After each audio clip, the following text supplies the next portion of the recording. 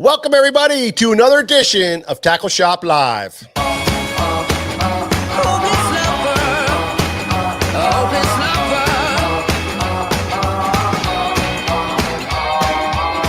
met you on a sunny day.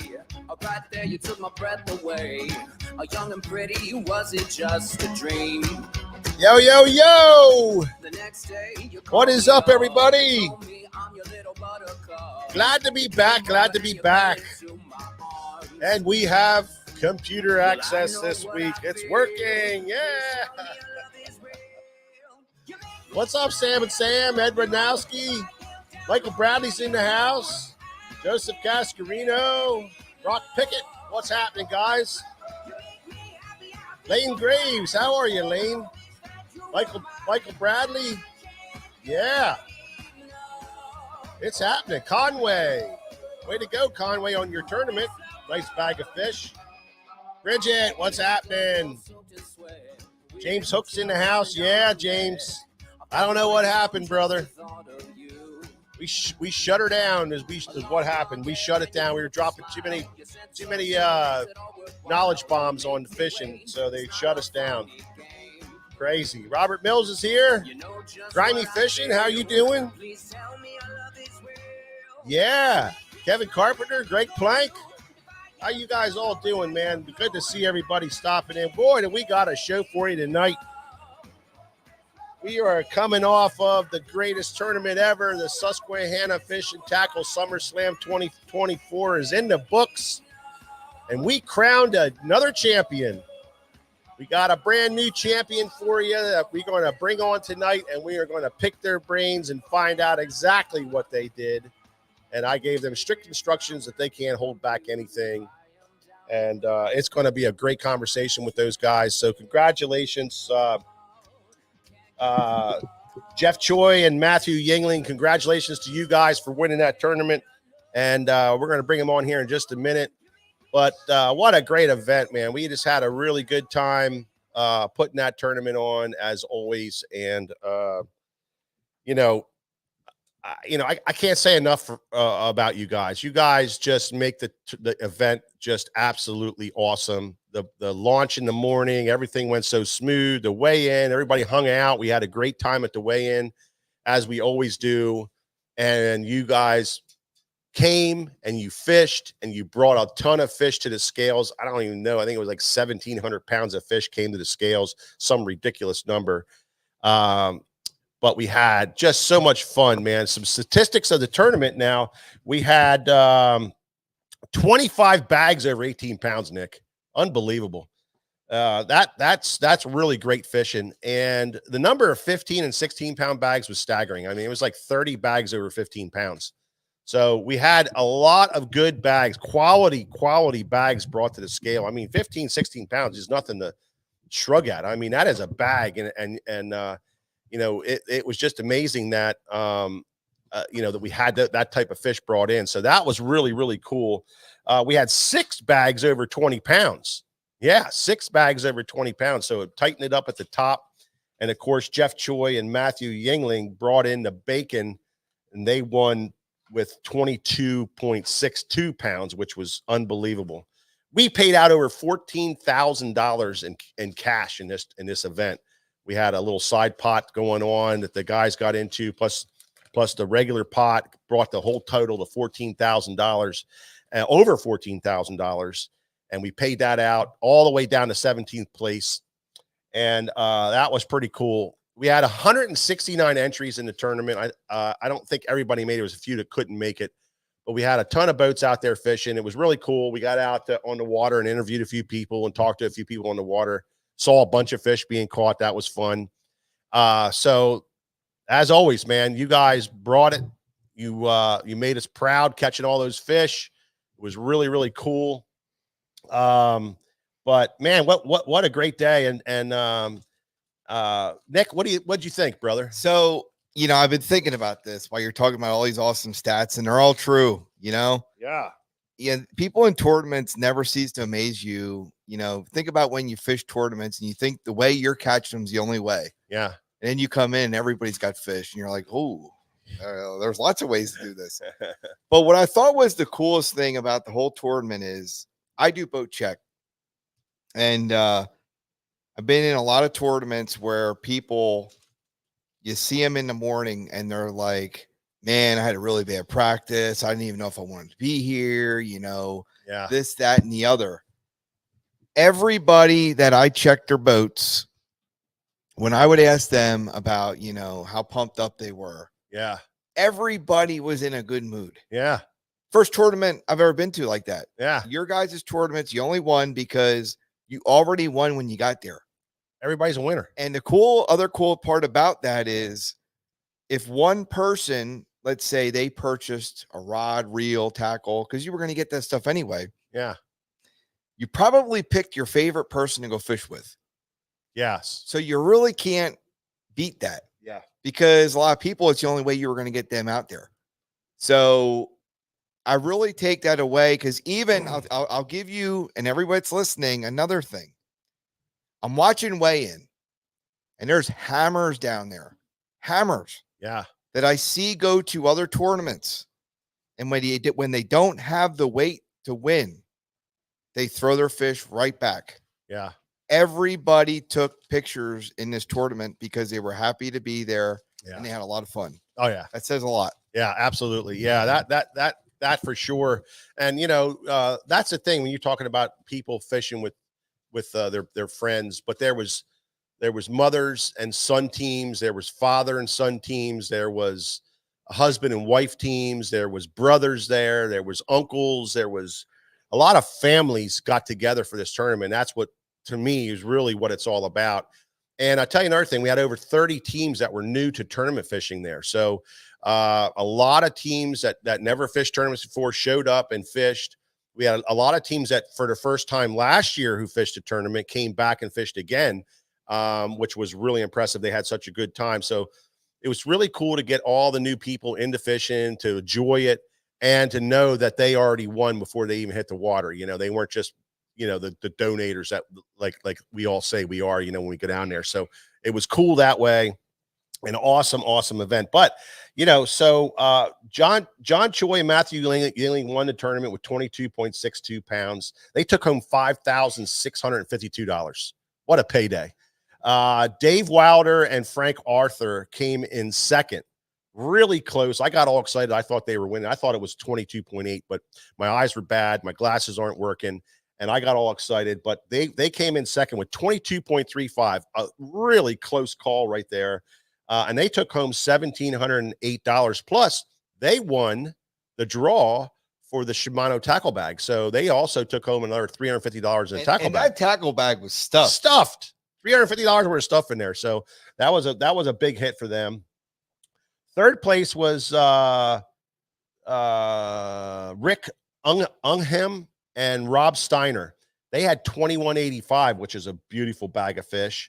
And then it went on to Kip Kaufman and Denny Deemer with 20.81. And rounding out the top five was Corbin Gottwalt and Ben Cluster. They had 20.41 pounds. So unbelievable. And then our lunker for the tournament, Nick, that took home $1,450 was Kevin Hoffman and Jason Mitch, a team of those guys. And they have the lunker 598, a beautiful fish. We had a bunch of other 5-pounders weighed in. So there was some really nice fish weighed in. Pretty cool. So that's the stats. That's what was going on with the stats of the tournament. Unbelievable. Really great event. Trust me, guys, if anybody that's watching right now, if you're on the fence for next year, don't worry. We're going to do it again. We're going to bring it to you again, strong, big old field, lots of great times. You can get involved. Just go down there right now and smash the like button for Facebook and YouTube, and sign up. Go to our website and sign up for the emails so you get notified when all this stuff starts to happen, and you can sign up. And that's how we let everybody know, is on our Facebook, on our YouTube, and our Instagram. And that's how we let guys know what's going on in the shop. And then make sure you get our emails for any special events that we're going to do. Well, and that's a good point, Mike. If you did not get to follow the tournament, or maybe you're new to listening or viewing, go back to some of our social media there on Facebook, and we have great coverage of the start of it. Heck, George playing the national anthem and an eagle goes flying up over. Yeah. Don't get much better than that. That doesn't. And then we got live on the water. We got a live weigh-in. I mean, Mike, he's the MC. Yeah. He's killing it out there. Had a blast doing that. And so yeah, you guys can go back through and watch the tournament weigh in. We have it all on the Facebook post, so you can watch that. You can see how it's all run, and you can see on the water coverage and some of the different things that we do. Hey, Mike, that's a big old water heifer. Water heifer. had a great time. We took guys suggestions on what to call lunkers. Everything from slaunch to water heifers to milfoil monsters to we had all kinds of names we had for them. So it was a lot of fun with that. So what was your takeaway, George? With the tournament? I'll tell you, just over the years of doing these, we've never had a bad one. Yeah. We have had some weather situations over the years, so we got lucky with that. Got lucky with the weather. Yeah, beautiful. I guess the thing that impressed me the most as far as the whole tournament was the staff, the SFT staff and pro staff and the people that help us with this tournament every year. Yeah, for sure. It's basically, you could basically click your fingers and registration set up, boat check, which is the key to getting the boats in the water quick. Was a couple of years ago, Nick started just working back the line, and basically every boat just about that comes to the marina is checked. Yeah. Our help at the ramp, especially with the solo launchers or people who have to launch their own boat because they're co-anglers, not a driver, that made a huge difference. So, flawless in the morning. Yeah, the thing that blows me away about the whole thing is just watching the staff do their thing. It's kind of like, Mike and I put the pieces in place, and then we just get out of everybody's way. Yeah, for sure. Yep. We got good guys working with us, and thank you so much to what is that, Chester County. Yeah, they killed it. Yeah, thank you so much to Chester County Bassmasters for running a superior weigh-in. Flawless on the weigh-in, flawless on the weigh-in line. All their equipment was unbelievable, taking really good care of the fish. And that was the big thing. We had very, very few dead fish in this tournament. Out of all the 1,700 pounds, we only had 1 or 2 dead fish. And plus, the release of the fish, we had what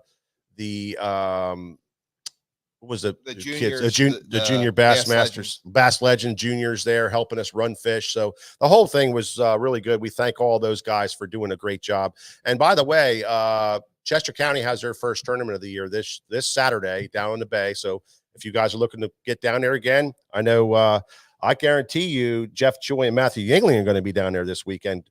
They got to be going to catch a bunch of fish because they're on them. They are on them. Those guys started running team tournaments several years ago. Yeah. And quickly escalated into pretty much the premier team trail on the upper Chesapeake Bay. Mm-hmm. With this amazing weigh-in procedure. I mean, we could put them on the road. We could literally build a custom trailer stage situation and run a team circuit in anywhere we wanted to with these guys. Their equipment is the best. Their systems are the best. If you fish their tournaments, or if you're looking for a quality circuit, now they fish strictly Chesapeake Bay. They fish all their tournaments out of the Northeast River, out of Anchor Marine, where we held ours. But if you're looking for a quality run circuit that you can make some pretty serious cash at, because they draw a lot of boats. They'll have over 100 boats this Saturday. So, give them a shot. Chester County Bassmasters. Yep. They do a lot of their marketing or advertising or information dispersion on social media. and they do a great job. I mean, you're not going to be disappointed with anything they do. If there's so many tournaments out there today to have quality circuits, and we're in our geographical area is pretty small. We don't have a lot of big fisheries. We have the Potomac River, we have the Chesapeake Bay where we live. We're not allowed to fish tournaments on the upper Susquehanna. But we have the Chester County Bassmasters, and then we have the Conowingo series, which is run by some local guys, Brian Setlock, who's one of our pro staff members, and his partner, Dave Kovac. And they do, if you're looking for something local or multiple options local, check them out too. They fish the Conowingo pool on the Susquehanna River, the lower river. Yeah. And they also run a few tournaments on the Chesapeake Bay, and every tournament they run is premium. So I'll tell you, we're kind of lucky in the fact that, if you're into team tournaments, I mean, you can fish 20 plus team tournaments with those two organizations right there. And it's all quality. I mean, you're not fishing anything that's like shady or half-assed weigh-ins or anything of that nature. So give them a look. Yep, absolutely. Now, I did announce, and I just want to re-announce it, is the Ike Foundation tournament is the Pro-Am Series tournament that Ike puts on every year. Mike Iaconelli and Becky Iaconelli, they have the Ike Foundation, which is working with inner city kids and getting people involved with fishing that don't have the opportunity to do so. They do a fantastic job with it. Well, they're doing a tournament, which they do every year, called the Pro-Am Series tournament, and that is next weekend, June the 1st, on the Bay. You can go to their website, the Ike Foundation website, and you can sign up to that. All of that money goes to that program, and they tell you exactly how they spend it. It's awesome. I mean, they do a fantastic job. They have tons of great sponsors, and in that tournament, Nick, you can win a boat. So they're giving away a boat for first place in that one. So check them out. Mike Iaconelli, Becky Iaconelli with the Ike Foundation down on the Chesapeake Bay next weekend, June 1st. All right. We're going to get this thing rolling. We're going to bring in our champions, and here they are, champions of the 2024 Susquehanna Fish and Tackle Summer Slam Tournament. Your champions, Jeff Choi and Matthew Yuengling. How are you doing, guys? A brand new champion crowned on Sunday, and in the background, we see the giant check for $4,000 that you guys took home. What an unbelievable turn of events for you guys, man. You guys you showed up, you went out there, and you put the smackdown on it. Man, I'm telling you, that was an awesome, awesome spectacle. Well, thank you. Thanks a lot. It means a lot. So, do you guys fish a lot of tournaments down there? We do. Yeah, we fish the Chester counties, and we're fishing the Flats Tour too. Okay. So you guys got some time down there. Yeah. I also fish Fishers at Men Maryland Division too. Beyonce. Wow, that's great. So how long have you guys been fishing tournaments? As a team? Yeah, about 20, it's been 25 years hard work.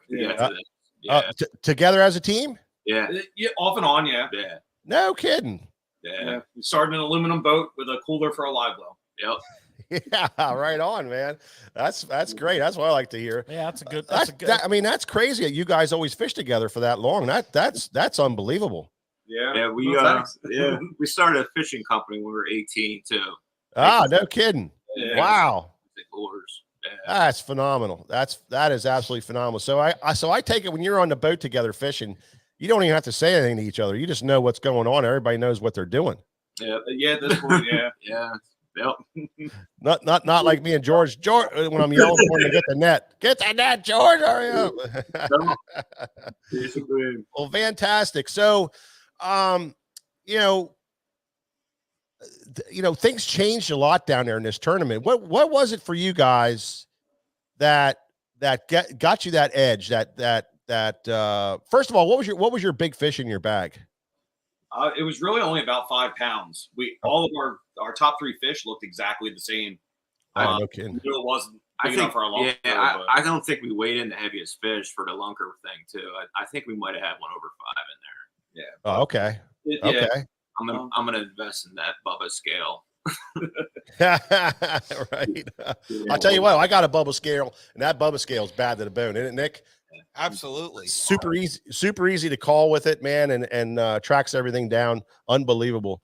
So so you had a couple real big fish. Now, what was the deal with you guys? Did you have a spot, an area, or did you jump around? Did you stay in one area? What really, what was your thinking for this tournament? In practice, we basically thought we had 4 spots, and we only had to use 2 of them basically during the tournament. That's what it came down to. Wow. So you just went around in circles on that grass and those spots the whole time. But pretty much, yeah. We had closer to the Northeast River in the morning and drifted over So towards Aberdeen, where you saw us. Where you guys saw us at the end, yeah. That was the last nice. one. Yeah, and it was equal both spots. We caught big ones in each spot. Oh, no kidding. Yeah.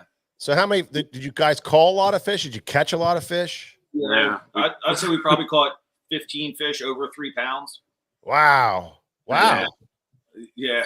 Yeah.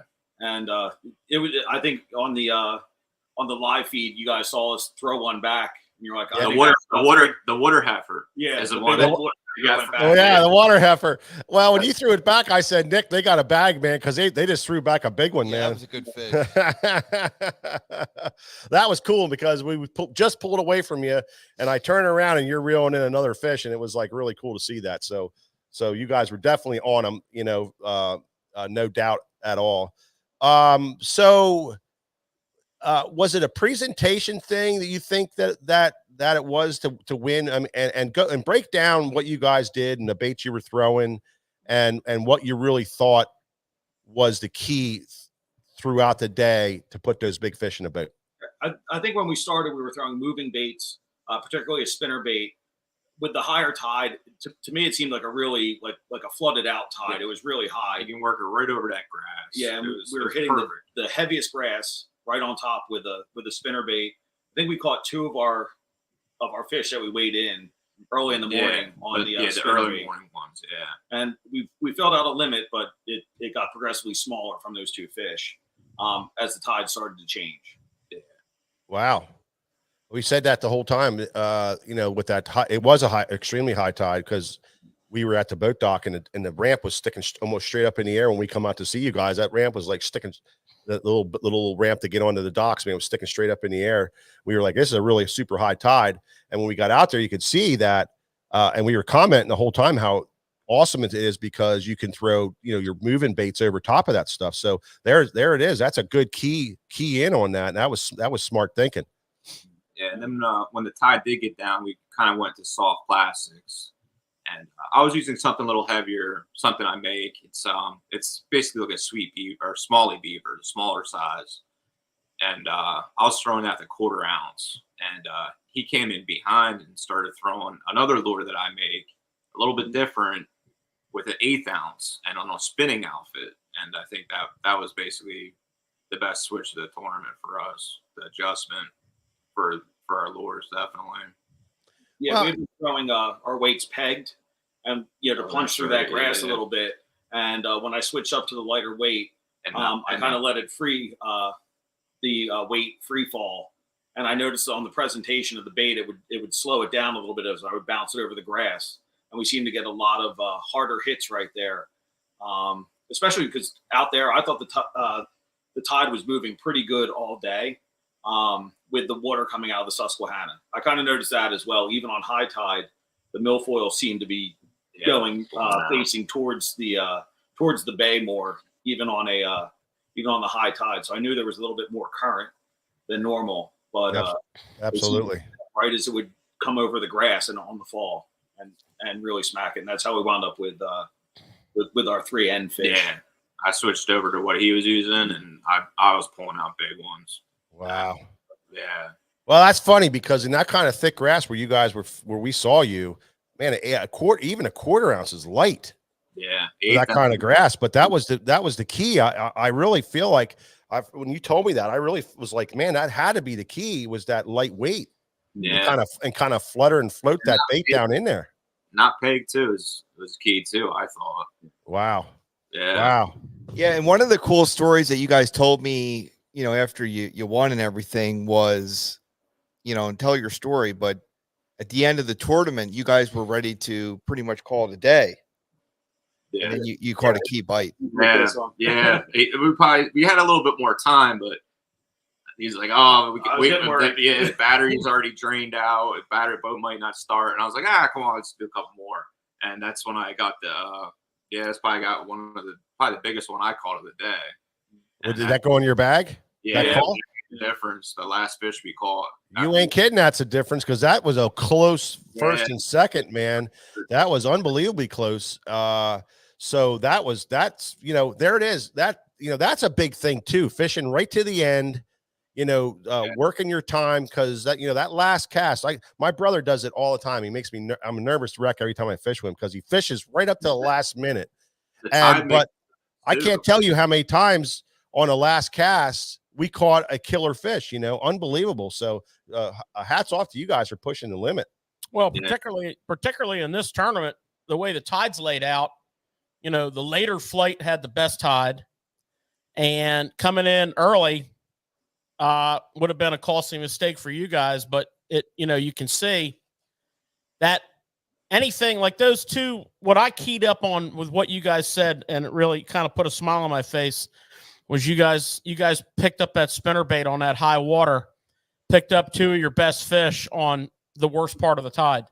Yeah. That's a clutch veteran move right there. And you don't get a lot of bites on that spinnerbait on that high water, but when you do get bit, it's generally a big fish, and it might just be one. You got two, and then I think pushing it out that last couple minutes, which probably saved your win for you, showed the importance of that last minute tide. We actually had guys come in with limits and tie up at the dock and sit there for an hour waiting for weigh-in. And George, I was just going crazy. Yeah, I'm George like, guys. Missing the best part. Guys, you waited all day for this hour. You could probably call that whole box out in this hour. Yeah. And it was just, I think, in a lot of cases, and what I love about this tournament is, we encourage a lot of newcomers to tournament fishing and newcomers to tidal water fishing to join in, which I love. I'm all about growing the sport. And I'm thinking some of those guys may have taken home a valuable lesson, because they stayed for the weigh-in, a few of the groups that I saw, and I think they realized, that later tide, because the weights just skyrocketed as the day went up. Yeah, that's what we were worried about. Yeah, we were nervous for an hour and a half away in there. Yeah. What flight were you guys in? We came in at 3 o'clock. Yeah. Yeah. You had you. There was another hour of primo fish time behind you. Yeah, you had a good right to be nervous. That was great. I love that spinnerbait talk.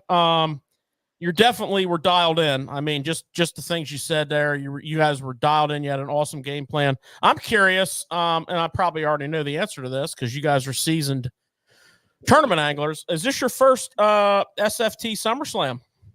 No, we fished 2 years ago. Yeah, not last year. Yeah, we missed last year. The year before we fished. Yeah. Great. It's always been a good tournament. Yeah. I mean, you guys got 170 boats through there without a problem, and that's big for people who have done it for a while and have done some of the larger tournaments.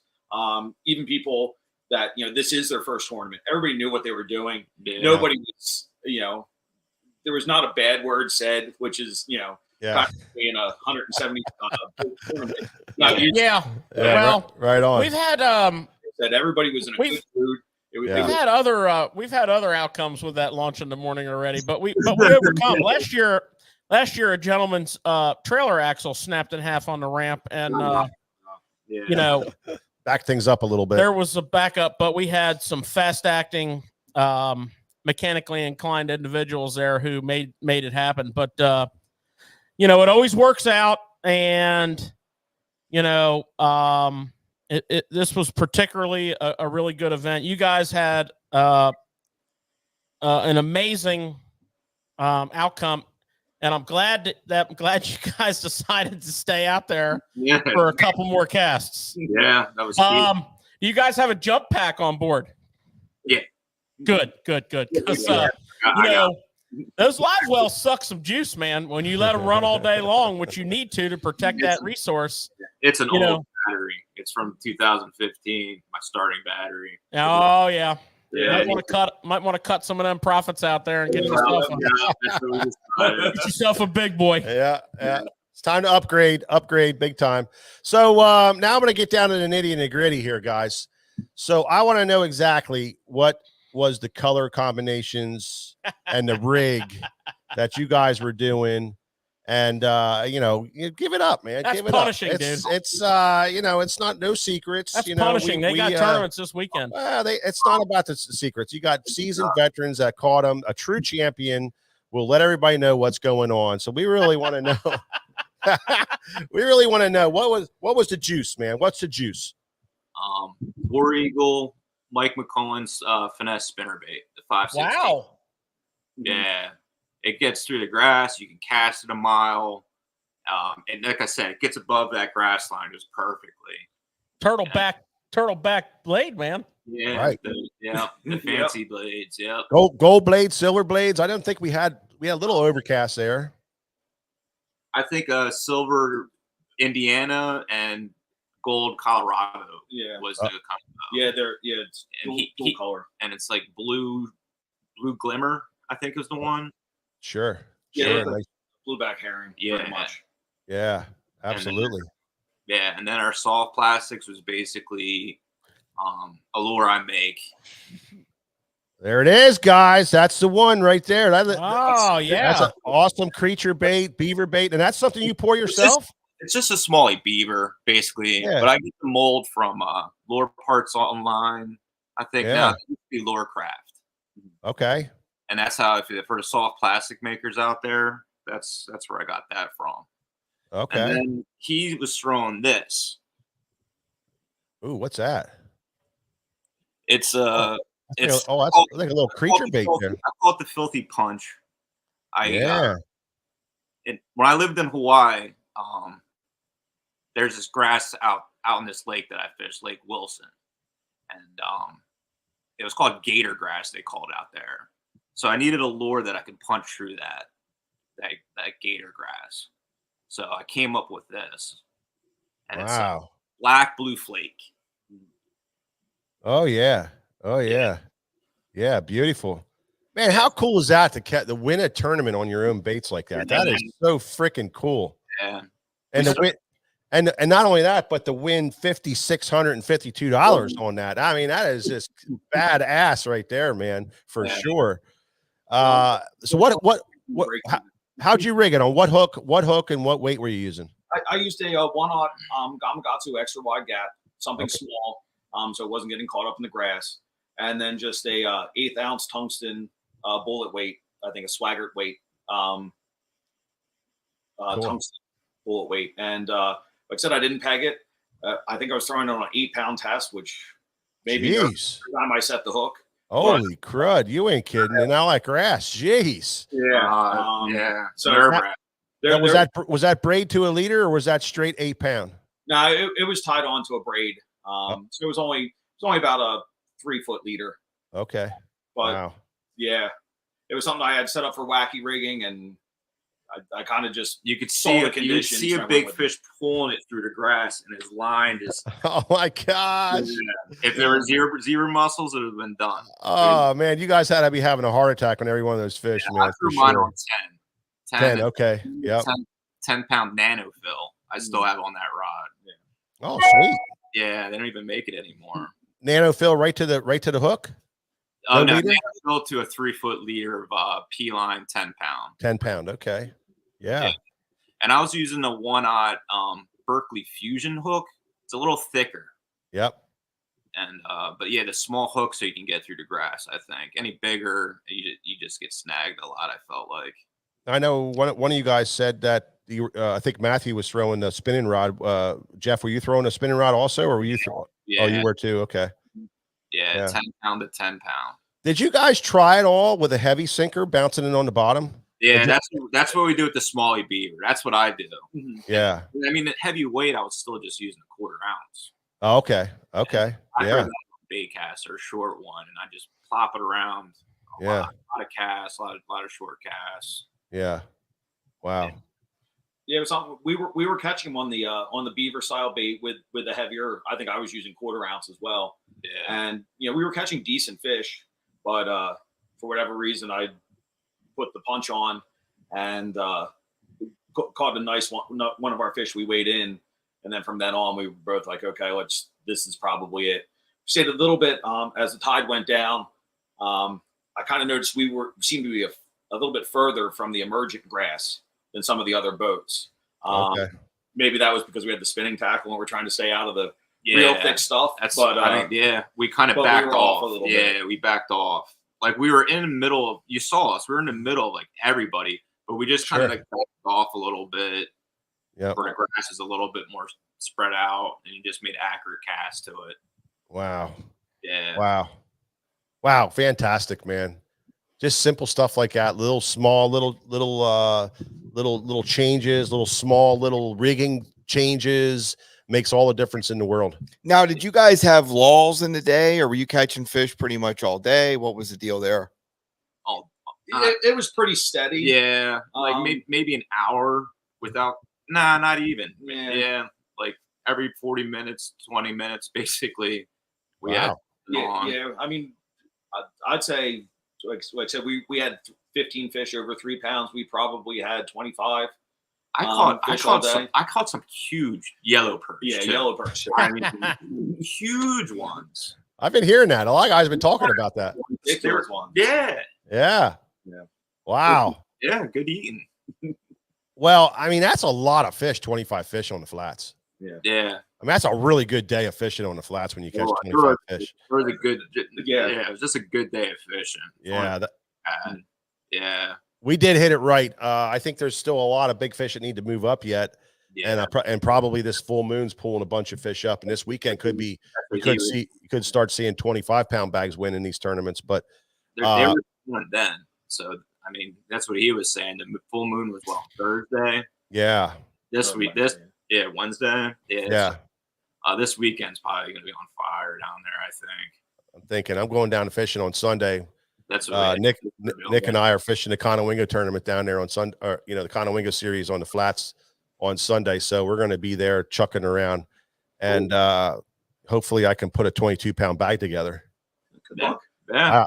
Me and Nick, I don't know. Me and Nick are going to go after it, man. But that's pretty freaking special to catch 25 fish like that. That is really awesome. Yeah, Nick's good. He'll put you on fish. Yeah. Him and his dad, we see fish a lot down there. Oh yeah, Nick's a hammer. He's Nick's cool. a hammer. Hey, I will say this: when we did boat check, these guys came through, and obviously you don't know how good your day's going to go, but they were pretty confident. They knew they were on something there, and I'm glad it all worked out for you guys. Thanks. Yeah, thank you. Thanks, Nick. Man. Yeah, I was a little focused. I forgot to buy a Shimano. Yeah. I know. I kept yelling out. You guys bought a Shimano lure, didn't you? Yeah. That was a $350 bag of Shimano stuff, man. That'd have really capped off your win for sure. Yeah. I mean, the morning we started at Woody's in the line in town. Oh yeah. That's all the trailers are backed all the way up there. So Yeah. We were just gonna do a robot and do our thing to get the boat in the water and everything. Yeah. It was a little hectic there in the morning, but I'll tell you, you're right. I mean, it went pretty smooth. The line kept moving, and so that's a good thing. When you're constantly have to move all the time, you're just easing up nice and easy, and so that keeps you calm, and then you had plenty of time, because I think the last boat got in the water at 6:10, and we started blast off at 6:30. So pretty awesome deal. So do you guys, what about like scent? Do you guys use scent? Was that a big thing for you or not? Smelly jelly. He Guys, uses smelly jelly? Yeah, he uses Bang. I like the smelly jelly. Bang. I love Bang. Yeah. Love that bang. Oh, that's fantastic. So when you said you had like 4 spots, so when you were pre-fishing, you went out there. Now how would you did you just bounce back and forth to those 2 spots that you didn't have to go to the other ones, or did you just fish at that one for a while and then go down to the other one and just say, okay, we're just going to stay here the rest of the day? We started basically right out of Northeast River. Yep. I have a spot, and it's basically the side of where the grass starts. Yep. And we worked to the back towards the end of the day. Okay. We had basically the 2 spots I had marked. And during practice, I checked out almost. We were everywhere. We even checked out Furnace, back channel. And I basically went to all my marks, and we found basically 4 where there's pretty good active fish on. So, but we only needed the 2, so it worked out. Man, exceptional. Absolutely exceptional, man. Well, now you got the big check to hang in here, and you have to take turns, right? So, a couple weeks with or months or so, and then switch it over a couple months to Matthew and back to Jeff and back to Matthew. And, you're going to have to work that out, fellas. Yeah, it'll be like the Stanley Cup. We'll pass around. Yeah, absolutely. Hey, there's nothing better than a Happy Gilmore check. Oh, I'm all about that. That's what we were saying. Yeah. Oh, I love it. Wrong. I'll just checks. Yeah. I showed the bank teller yesterday. Yeah, she liked that. She's hey, can you take this one too? Here's my check. I'm gonna sign. Do I have to sign the back of this? This is being the man cave for forever now. So perfect. Yeah, it was a big one. You guys run a great tournament. So yeah, thanks. Thanks, man. Well, we appreciate you guys for signing up and fishing them. It means a lot to us. We're the other big thing that I like to shout out is our sponsors, Shimano, G Loomis, Jackal, and Power Pro. Honestly, without their support, this tournament and the format in which we do it wouldn't happen, where everybody that gets in the tournament, their entry fee they get to keep, which is really cool. So essentially everybody wins the tournament. So I think that's why everybody's so happy and there's no bitching, is because you're already won in the morning. You already won your 250. So and some guys spent like 400 to get in it, so they were real happy, so well, speaking of that, guys, what'd you do? Get a new rod, new reel? What was the deal here? I got a new Shimano Corrado 150 HG. Oh, sweet. Yeah, that helped us land the spinnerbait fish. Ah, good. You broke it in right. Oh, absolutely. I broke that broke it in first thing Saturday morning when we went out for practice. Yeah. It didn't take more than a dozen casts, and I was like, all right, this is great. Justified my investment in that. So. Oh yeah, for sure. Yeah. Now, were you guys Shimano guys, or were you Daiwa before? Or I've kind of always used Shimano reels. spinning reels. All I have all Stradic, old Stradics. I have one. The first tournament we fished with you guys, I got a Vanford. Oh, okay. Beautiful. Yeah. So good. So you are some Shimano guys. So that's perfect. So that what I like is when a Daiwa guy has to buy the Shimano stuff, and to get in the tournament. I love it. Yeah. I think it's great. We used to be pro staff with Enigma, but it looks like they're kind of closing the doors. So man, bummer. Shimano rods now too. Yeah. Well, they're next year's entry. Get some rods. Yeah, absolutely. That's happen. Yeah. Well, listen, guys, you got the prestigious championship crown of the SummerSlam tournament to carry around for a full year. We've had some spectacular champions over the year. Congratulations to all them. Plus, congratulations to you guys for knocking off the back-to-back champions. I didn't know how that long that was going to go. Those guys are fantastic. Mike Centaur. And Sean McKee. Yeah. I mean, the only problem with him not winning and nothing bad to you guys, because you guys were great to be on the interview, but Sean would always sing us a song. He would write a special song for us. So I don't know if you guys had something that you worked on there real quick. Do you want to hum out maybe? you know, or no. Well, okay, we won't go there because we won't go there. But Sean always had a great song for us to sing, and this year he disappointed me because at the weigh-in he forgot his guitar and he was going to sing the song. And he wrote a song for Susquehanna Fishing Tackle, which is kind of the coolest thing you'd ever have happen. But good job, guys. Way to go. Fantastic. Congratulations. And thank you so much for taking the time. I know, Jeff, you were running around real busy today when I was talking to you. Yeah. You didn't know if you were going to get done in time. So Stunk was going to work on Monday. Yeah. I know. Yeah, even when we saw you guys at the end and wrapping up and everything, and I was like, I'll buy you guys around. Yeah. Yeah. You got to tow the boat home. You got to get ready for work the next day. I know. That was probably a mistake going in there. Yeah, but those are the days. Hey, those are the days you're skipping the work. Yeah, go to Woody's, you guys. Yeah. Oh yeah, Woody's is awesome. Woody's is awesome. I'm telling you. Yep, I'm a Woody's fan for sure. All right, well, we're gonna let you guys go. We got a bunch of more show to come up here, but we really appreciate you. Congratulations to Jeff Choi and Matthew Yuengling on their win for the 2024 Susquehanna Fishing Tackle Summer Slam Tournament, sponsored by Shimano, G Loomis, Jackal, and Power Pro. And for all you guys out there that are watching this, make sure next year you don't miss out on this event and sign up. So guys, thank you so much, and we'll talk to you, I'm sure, this weekend down on the bay.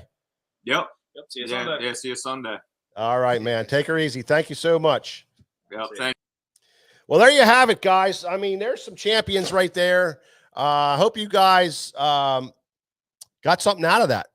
Guys who were watching a fishing tournament, you know, you were banging around at the 18, 19 pound mark. You could see what the difference was for them to catch them. That's the information I want. I want to know what did I need to do that particular day to change it up? Well, you know, it's funny because I'll always remember Sunday, George and I kind of looking at each other, scratching our heads, going, there's still some great fishing left. Yeah. And, you know, these guys took advantage of that. Yeah. You know, but that's that more experienced. They knew what was going to be the deal. They persevered and they got the benefit out of it. Well, that's a good takeaway for the guys that are new that fish the tournament that are watching. You know, a good takeaway for you guys is, the find out what the sweet spot of the tide is, first of all, which is that last hour or so of that outgoing tide, and push it right to the end of that. Get the best part of that you can fish. And I'm telling you, a lot of tournaments, and here's another one that's been won on the last couple of casts of the day, pushing it out, stretching it out to get that last part of that awesome tide, because you never know what cast is going to be that one that's going to put you over the top. And obviously, if they didn't have that fish, then we'd be crowning a different champion. So hats off to them for pushing it right to the end and making that last cast to put them on the top. Yeah, fantastic. Well done, guys. And we'll see you next year. Absolutely. All right. We're going to get a couple things rolling here. And the first thing we're going to do, get back on track here, is with a little bit of tackle talk.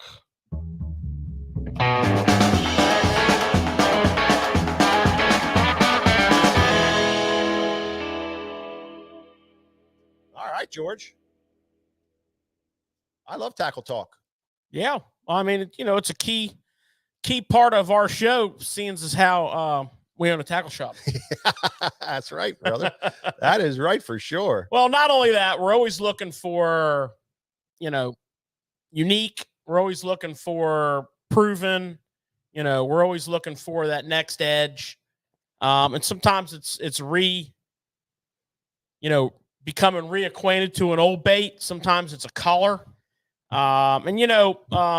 We're going to talk about a few colors. So obviously, here at our shop, if you've ever been in, we have a massive wall of Zoom plastics. And, Zoom is always known for their custom colors. They kind of create a lot of the colors that become industry standards. And they're doing it forever. They taught most companies, through imitation, how to manufacture. Most people that make their plastics can trace the how back to Zoom. But the the baits themselves, the colors, some of the staples in their line. You know, I'm going to show you some grubs. You know, I think the grub is I can't say it's overlooked because of the sales of the grub. We sell just tremendous amounts of Zoom Fat Albert grubs. But what I can tell you is something that's overlooked is the art of swimming a grub. A very simple cast and slow retrieve, almost like we do with boot-foot little swim baits. Absolutely. You know, it started with the grub. Yeah, You know, it started with the Mr. Twister. for sure. But what Zoom has done is created the Fat Albert grub, which, you know, has got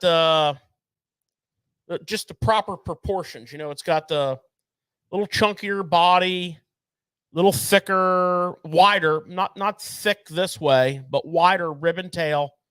Very, very subtle engaged to make this thing work.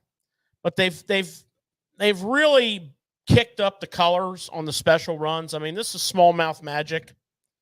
I don't know who invented smallmouth magic. I'm going to give the credit to Kitech. Well, Zoom has copied you, Mr. Kitech, if you're the inventor. And they've done a hell of a job. Yeah. So if you're a Zoom Fat Albert grub guy, you know, check out some of these custom colors. I don't know how custom this is, but there's not a lot of bubblegum grubs. One of the things that's really awesome about a Zoom Fat Albert grub, it's an awesome spinnerbait trailer. Yeah. Some people will throw it on a chatterbait. Some people will throw it on a swim jig. They also make a twin-tailed Fat Albert grub, which is a extremely popular swim jig and football jig trailer. Yeah. A lot of these colors overlap there. And then, of course, if you're throwing the old chartreuse and white. Put a little chartreuse trailer on the back of that thing. Well, this isn't any old chartreuse. I mean, there's a chartreuse that's like a pearl. Yep. This is chartreuse with silver metal flake. Yeah. Clear. Which is like. Clearish. That's kind of like the chartreuse. That's kind of the old school chartreuse that you want. Yeah. So that's the Fat Albert grub. Yeah, I was just kind of back in the shop the other day, and I was thinking about some of these colors that I was had brought into the shop a while ago. Yeah. And I was thinking, you know, we don't really talk about some of these baits that we just overlook because they're not new. But the Fat Albert grub, it's a killer. That just took me way back, George. That chartreuse color right there is what I literally got started fishing on for crappie bass, and it just takes me way back. But the reason why I actually wanted to ask you something here, is there an art to how to hook up one of those baits from the front, the rear? Does the it grub? matter? Yeah. Oh, there's most definitely an art. Let's look at this. Now, there's a couple things I want to show you here. First of all, We need a jig head. I'll use this right here. So, first of all, I want to talk about a jig head. Now, I'm thinking more along the lines of a ball head. This is a ball head with a wide gap. Nonetheless, a ball head. So I can do a ball head with an open hook. I can do a ball head with a wide gap. But I do want to point out one thing to you. The hook, here's a straight ball head. Old school ball head. There's been more bass caught probably swimming a grub on a ball head. For sure. Most of us probably started that way as kids. I know Mike and I used to go down here a mile and a half from where this store is back in the old days and just swim Mr. Twister grubs on this ball head here and just whack smallmouth until we were sick of it. Oh, yeah. But if you're going to do a ball head, you know, weedless with a wide gap, or if you're going to do an open hook ball head, make sure that the hook is put in on the side of the grub that's opposite the way the tail curls. Okay? Hook up, tail down. And I'll go on to say, follow that same rule of thumb on all of your worms that you fish. You know, if you're fishing a speed worm, right? Rig it on the side where your hook is going up and the tail's going down, or think of it the other way. Tail up, hook down, whatever. It's the same thing. Yeah. Ribbon tail worm. You know, if you lay a ribbon tail worm out in your hand, it's basically just a big giant. It's one of these, but skinny and longer. You know, it's half the length of the worm. Same thing. Hook curl opposite the tail. Now, is it like critical to the point of you're not going to catch fish? No, it's not. Okay. I can tell you personal experiences of running out of baits, tearing out that side, flipping it around the other way, tearing out that side, putting it on sideways, putting it on side. Those are days when the fish are biting real well, and it doesn't matter. But I am going to tell you this on those marginal situations, and I'm going to give you something to think about here. And I think Nick, and I know Mike will agree with me. Really cold water, tough bite. Just a tough day, you know, blame it on a cold front, blame it on whatever. Blame it on the fact that, you know, it's an afternoon bite and you're fishing in the morning. Whatever. We all have that quite often in our fishing lives. Subtle little rigging tips like that will get you an extra bite or two. And if you don't believe in that and you're not drinking the Kool-Aid on that and you want to argue the point on that, that's fine. I'll debate it with you. You know, when that jig is on the bottom, slowly moving, that tail's fighting to roll over. You're tensioning that jig so it's staying upright because that's the balance of the jig. It's fighting to flip it over. You're just getting some extra action. Yeah, okay, absolutely. A subtle action. Like I said, is it the end of the world on these worms and these grubs? It's not. But I'm going to tell you, if you make that a practice over the course of whatever your life years, you're going to get more bites. So follow that logic. It certainly won't hurt you to do so. I really feel like, you know, the grub fishing, you know, grubs and grub fishing and twisters, whatever you want to call them, is kind of a lost art. You know, there's a lot of people really got away from it, but it's one of them baits that I think, you know, if we would just kind of say to ourselves, we need to get back to this, you'll be surprised. You'll start catching fish right away again with it. It's a different action than a paddle tail. It's a different action in like a swim bait that we all throw all the time. And it might, you know, we need to start mixing that back in again. What's really cool is with the Zoom colors is now you have some unique colors that you fish in your boot foots. Now you have over in your grubs, and you know, it kind of sparked interest in me again to like, I use them a lot for trailers and things like that, but I stopped swimming them a long time ago. And I don't know, man, these new colors are really kind of sparking it in some interest. So how about it, guys? Check them out. See if you might want to bust out and put the old ball head to action again, George.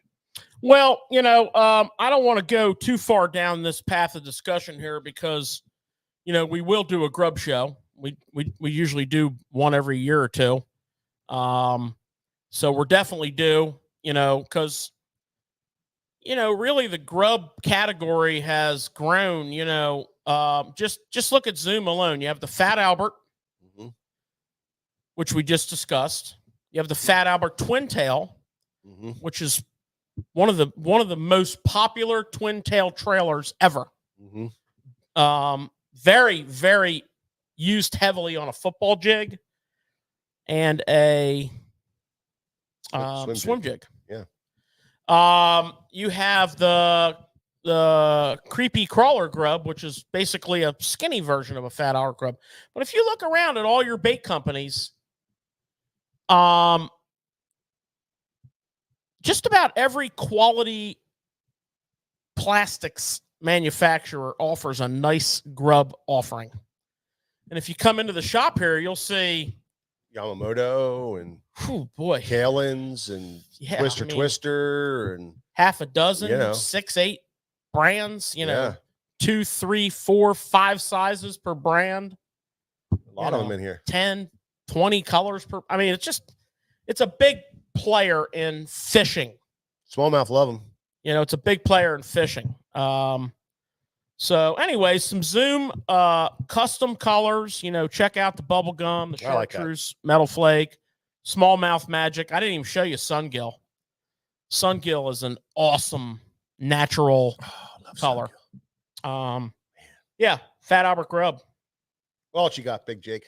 Well, the other thing that's going on right now is one of my favorite, you know, we just got back from fishing the last couple weekends on the Chesapeake Bay, which is a grass fishery that rivals very few. And we're kind of in that grass mode now. You know, we're in that, you know, we've got like milfoil, we've got hydrilla. We're on the tail end of our spawn season. We have our last big wave of spawning that's taking place now. Water cabbage. All that adds up to one of the most important for me presentations is the swimming worm, which we've talked about a lot. But, you know, every brand out there makes a nice swim worm. You know, the Zoom Ultra Vibe Speed Worm and the Magnum Ultra Vibe Speed Worm are, you know, the state of the art. Their competition has great offerings, Yamamoto, Big Bite Baits, on and on and on. But these are state of the art. These are fish catching baits. Again, you know, we're kind of highlighting some custom colors tonight. You know, there's plenty of custom colors in the in this lineup. But, you know, if you're not fishing the swimming worm in your grass fishing, you need to adopt that. You know, and it's strictly a simple Texas rig. Okay, you're going to want to peg your weight tight. It'll help with the swimming action if that weight is tightly attached to the head of the worm. I actually use an old school screw-in bullet weight. But if you peg it tight, it's the same accomplishment. If you attach the weight to the worm, it swims better. And you just cast it out and swim it in. You know, it's a major player in all these grass tournaments that we break down. Obviously, Florida, it's like killer in Florida. But on our fisheries and on most, you're going to have a rod laying on your deck with a swimming worm, you know, pretty much the entire spring process. You know, it might fall out of favor with you when the mats start forming up heavy. But if you're fishing clump grass or scattered grass, it's a definite player. I would keep it rigged up for the entire summer. And you can mix and match between the standard Ultra Vibe and the mag, you know, for profiles. I usually fish it on a 1/4 ounce weight is the way I like to fish it.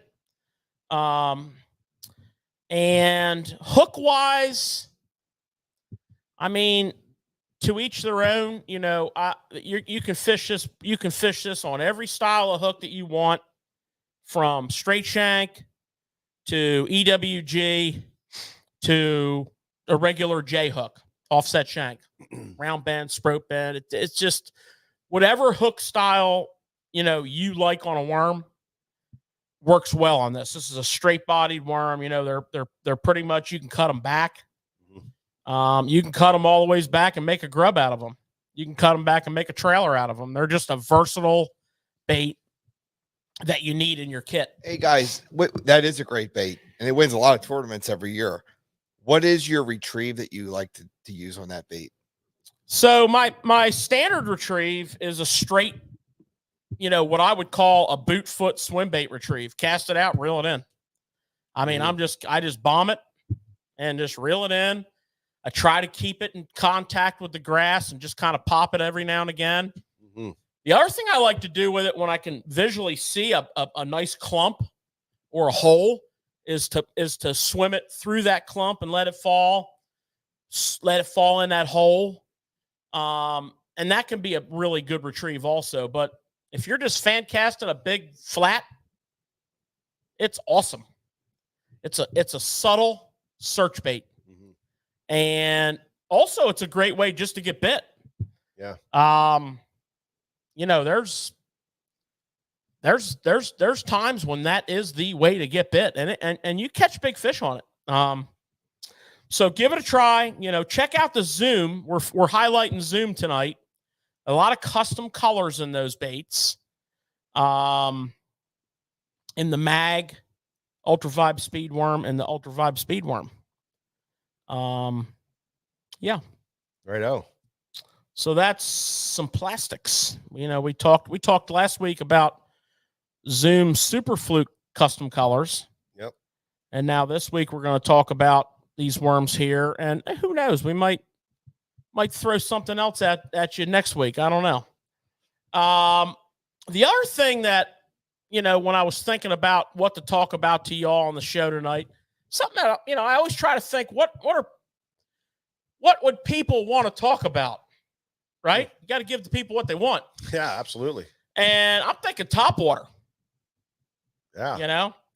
And it's Topwater time, baby. I'm gonna go a little different on you. Okay. First, I'm gonna go over a Topwater category and a bait that is I'm gonna venture a guess that a very large percentage of the current viewers do not own or use. And those that own it probably don't use it. No, it's a good conversation piece. It's an awesome big fish catching bait. I throw one a lot. I throw it for largemouth and smallmouth. I've caught a ton of big smallmouth on this thing. And of course, no one would guess what I'm talking about. It's the Jackal Pompadour. And I don't spend a lot of time talking Jackal just because of their availability. Sucks.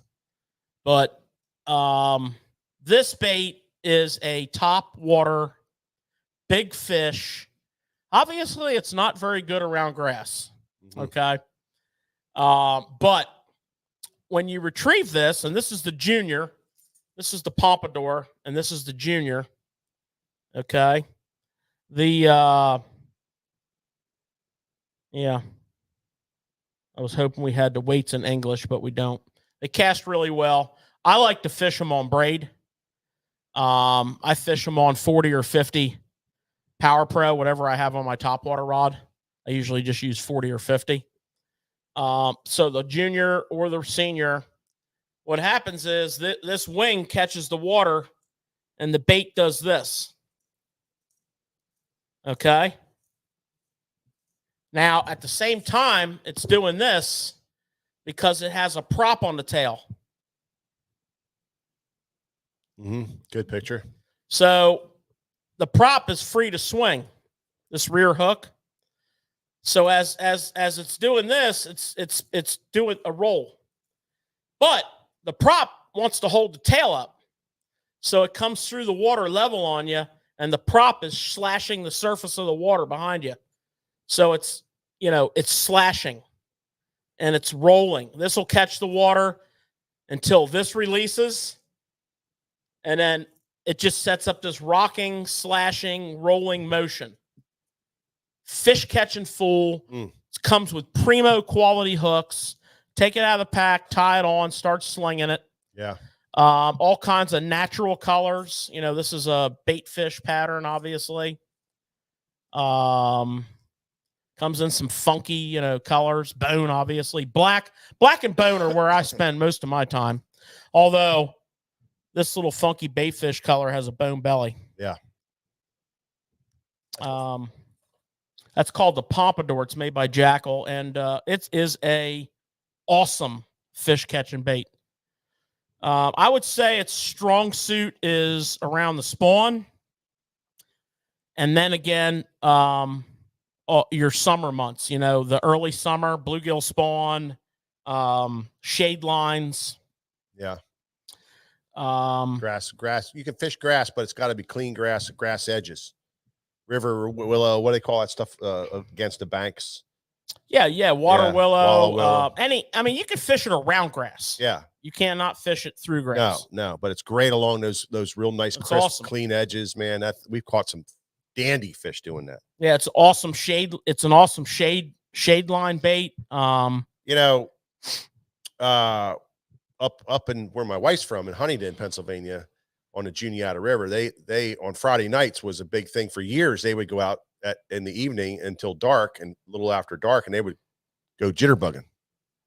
It was like a big thing, you know. There Friday nights, hey, you guys going jitterbugging tonight? Yeah, I'll see you down there. I'll be there around 7:30, 8 o'clock. We'll fish it about 10 o'clock, you know, and everybody would go down there jitterbugging.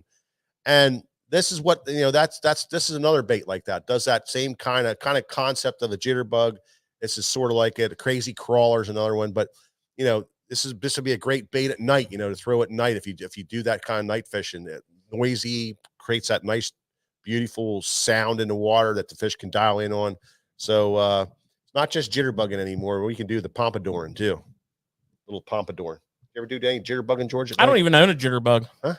Don't even own one. Man, disgraceful. I have some antique. Call yourself a bass fisherman? No, I mean, not just me.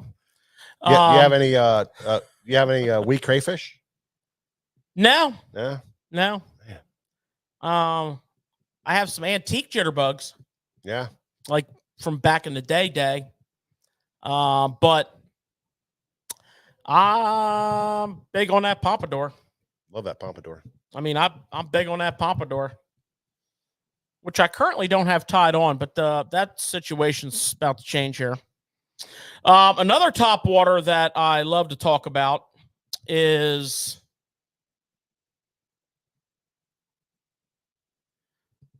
the walking bait category. You know, I talk about the walking baits all the time, and I have my favorites. But some I just believe are just better than others. I just believe that with all my heart. You know, there's a ton of awesome walking baits on the market. Yeah. But there's a few that shine, and this is one of them. This is the Evergreen SB 105 and 125. Walking, it's got the little cup mouth on it. You know, it throws a little water. It is awesome. It casts a country mile. It walks great. It comes in all the best colors. You know, the shinies. That's the half tone. The bone, obviously. Whoops. The pink. Mm-hmm. All you Herring Lake guys. The chrome, they call it full metal. Look out, man. You put that up in the light, that thing will take an eye out. It's like a laser beam. You know, and we've talked about this bait a lot over the years. It's just one of those baits that has super sketchy availability. But, you know, we made an announcement a couple months ago that we got a bunch in, and we just got another big batch in. So you can get them. They're and it's one of those baits that, you know, you're going to throw it everywhere all the time. Yeah. Sure. You know, as far as walking baits, I mean, it's really hard to rank them. There's so many great ones out there. But for me, that ranks very high. That's the Evergreen SB. Comes in a 77 size, a 105, a 125, and then some big boys. Big horses. These two size, the 105 is the bread and butter size, and the 125 is the bread and butter size. Those are the two main sizes that get it done. Guys, most people that think about walking baits, you know, they're thinking of Czar Spooks. Czar Spooks. Awesome. Do you guys change rods between what you would use for a Czar Spook and this bait, or same exact deal? I mean, there's a full range of sizes in these baits, but for the sizes that we're talking about, same rod. Same rod. Yeah, I'll throw my full range of Zara Spooks on it. I'm a big Super Spook guy. I like the Super Spook and the Super Spook Junior. I mean, they're not my leadoff batter. I'm a giant Dog X guy from Mega Bass. I love that bait. I catch a ton of fish on it. I'm a Sammy guy. But the thing is, if you get to know these different walking baits, it's incredible how, if you kind of think of them in your mind as subtle to aggressive, it's incredible how you can match the mood of the fish. I remember a guide trip many years ago, and I was on this incredible crankbait bite, and these guys were driving up from Delaware to fish the river with me, and I'm just, I'm just waiting for them at the ramp, and I got like 5 crankbait rods tied up with Fire Tiger bombers, and we're just going to go out and just destroy these fish. Well, it didn't happen. And the valuable lesson I learned that day was the power of topwater on post-spawn smallmouth. The other lesson I learned that day was fish that were missing, blowing up around and near and missing, like the noisier, more aggressive spook style baits. And, I was starting to get a little concerned. So I put a Sammy on, because one of the lakes that Mike and I were fishing a lot of tournaments on back then, clear lake, picky fish. And we were doing quite well in similar circumstances with a Sammy. I put the Sammy on, and fish were eating that thing head first, sideways, all day long. And it taught me a lesson of, the Sammy is a great bait in shallow water. It's a great bait when fish are not super aggressive. I had a tournament on Kerr Reservoir, post-spawn tournament, where the Sammy absolutely saved my day too. Because the same thing, I was missing a ton of fish. But the Sammy does not always do well on aggressive fish that are like in a choppier water or a windier condition or that. So, I always carry a couple Sammys with me for if they're blowing up and missing on these. The Dog X, oddly enough, is very close to a Sammy, but it's just a little more, it's got a little more throw to it. It's got a little more presence. And when they're eating, they're all awesome. But if there's something there, a bait size, take a look at what we didn't get a chance to really talk about last week, but take a look at that Hartwell tournament. The majority of those fish were caught on top water. They had to land the bait on top of the fish, and it had to be the right profile, and it had to be shiny. It just had to be, and I feel like you could have took a Sammy down there and came in last place. I feel like you could have took that shower blow 125 down there in full metal and caught those fish.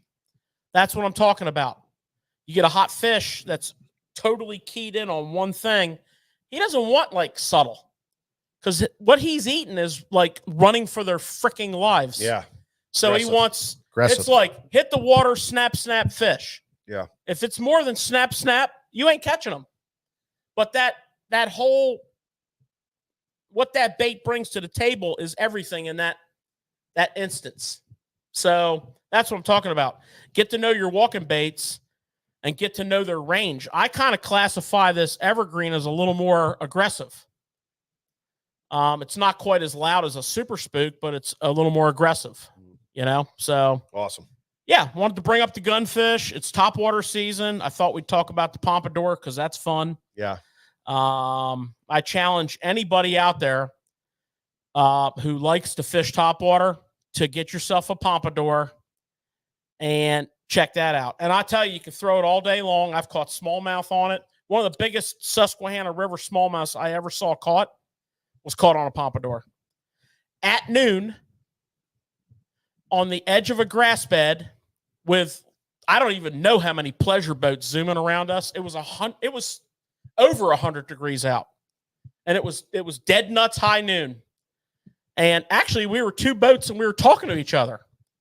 And this guy was catching a few fish who we were talking to, and that pompadour just called one up, man. So don't sell topwater short if you're not a topwater guy. Don't sell it short as an all-day bait. Topwater's not morning and night. Topwater's, most of the time, topwater's better as the day goes on. Okay, there is that morning window, but don't put it down. Yep. We have an ETA on another shipment of giant dog X's. Question. I mean, other than all the ones we have in stock now. Well, I guess I just somebody's asking. You have any more coming in, or I mean, you can check the ones we have in stock. Yeah, which is a bunch of different. I mean, ones. there's 20 different colors in stock right now. Yeah. So that ought to cover you. All right. So Nick, you're going to leave. Nick's got to go. He's got to go get his boat ready. He's got a big fishing tournament this weekend, so he's got to go find some fish and catch some fish. So we're going to say goodbye to Nick, and then we're in Georgia going to roll on here through this awesome balance of the show. Nick, you're going to miss it. You're going to miss it, bro. Hey, guys, hold it down, you know. You're going to miss it. Hold it down. We're going to drop some knowledge bombs on this fluke fishing that's going to kill you. Well, I know George was so pumped up last week, so this is the week to do it. Yeah, so, absolutely. Yep. All right, guys, enjoy. Yep, take care, Nick. Good luck fishing, buddy. Thanks. We'll see you. Okay, George. Now, last week, guys, we were right in the juice, man. We were really going hard, and all of a sudden, everything broke down, and we didn't get the chance to continue our conversation on to what our topic was, which was fishing the super fluke or the fluke fishing. And so we're gonna finish that up right now, and we're gonna talk about the 10 things that you need to do with a super fluke. Well, I'm going to say that there's about 10 things that you should do with your fluke fishing.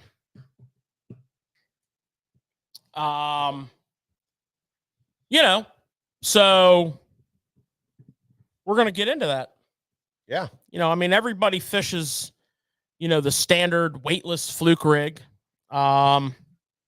which is nothing more than your choice of hook, and we'll talk about that as well. So, there's a couple different ways to hook these flukes. And you can debate that, the traditional like wide gap, EWG style hook. This is probably the most popular way. And, it lets you get into some cover. It lets you get into, grass. It also has some gap to it, so you get a really good hookup. I think it's important to point out that, one of the tricks that we talked about this when we're getting when we're missing fish with this setup is offsetting the hook point. So grab that hook. Don't grab it up near the point. Grab it behind the point on the top. Grab your hook and offset it so that it's opened up to the side a little bit. Okay. And then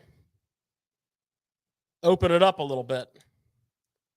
Now you're going to cut away some of your weedlessness, but that offsetting is going to increase hookups on those situations where you're missing fish or they're missing you.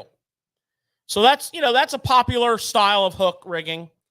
Another not quite as popular style, and I'll demonstrate it with the same hook, although we would probably use like an octopus hook, is nose rigging. Nose rigging, you're going to come in about, I don't know, it's close to a half, maybe it's close to a half of an inch. And you're going to rig the bait through the nose.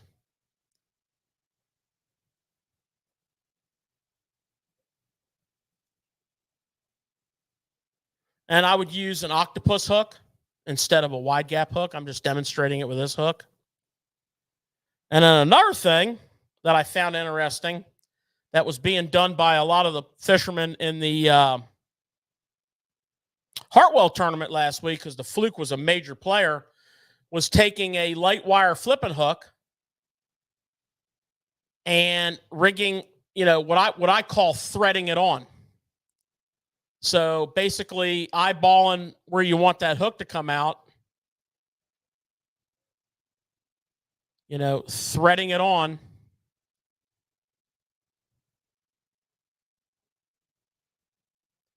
And having that hook come out the back. Now you got a bunch of open hook there.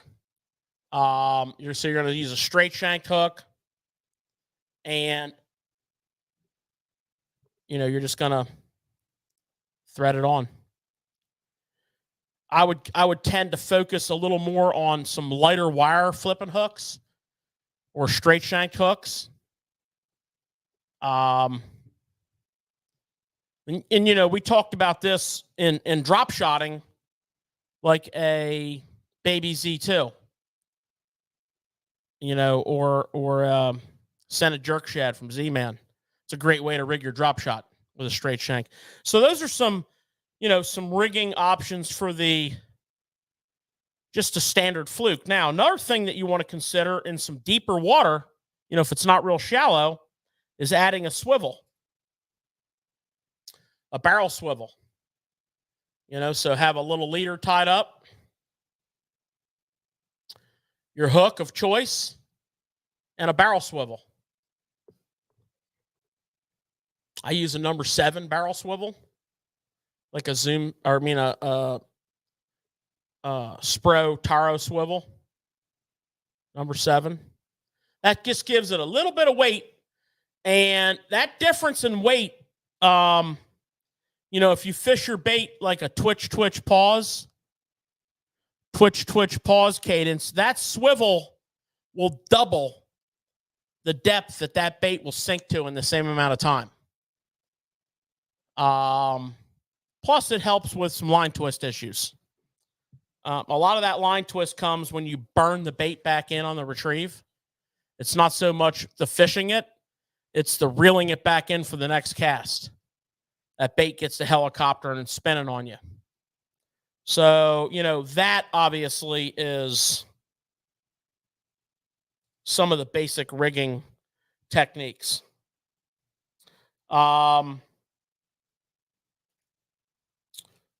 So,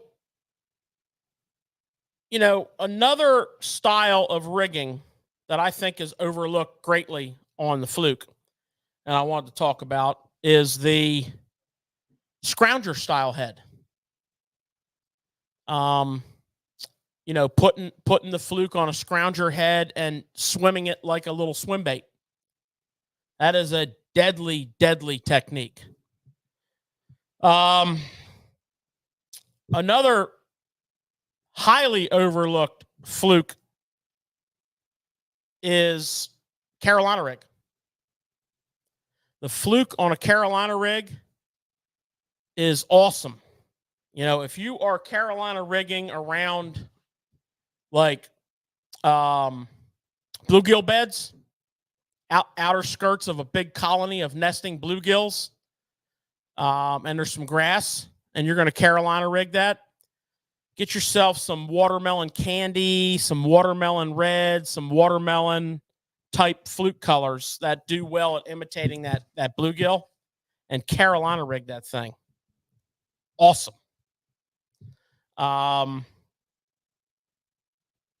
Now, Who was the guy who made that famous? Carolina rigging? Fluke.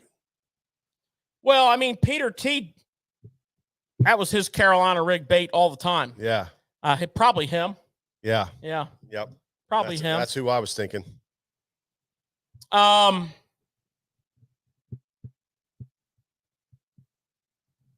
So one thing about a fluke that is very interesting is when you add weight to the fluke and you move that weight back. So if you take a belly weighted hook, right, and you rig it up on a belly weighted hook, okay,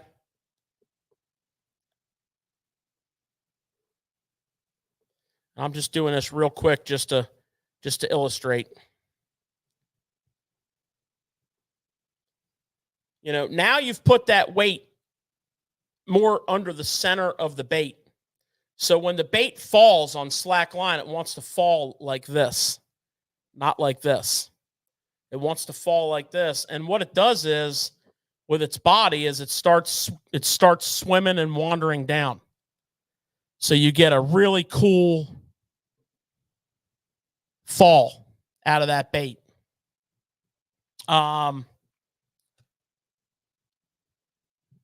Admittedly, for me, it's not something I use very often. I actually learned about it by watching another fisherman doing it. The weight on the belly weight of the hook was about 1/8 of an ounce max. But it was a really good technique for, it was the fall of the year. Fish were schooling on shad, and there was a little current. And that really, that combination worked spectacular. We didn't have belly weighted hooks, so we put nails in here, lead nails in here to give it weight to do the same, to get that fall was better than this fall.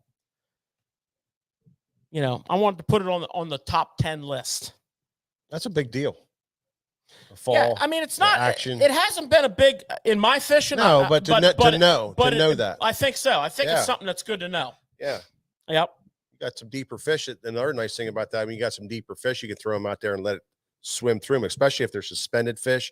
You can let that thing flutter through it and just kind of glide down through. You'll get a lot of bites on the fall on those things. Just fish it as a drop bait. Mm-hmm. For sure. You know, probably one of the most talked about fluke rigs is the donkey rig. And for those of you who are not familiar with it, it's a double fluke rig. So I took the time and tied it up a little bit ahead of time. But what I like to do is 1 leader shorter than the other. So this leader here, I usually try to make about 9 inches. It's a tad bit longer than that.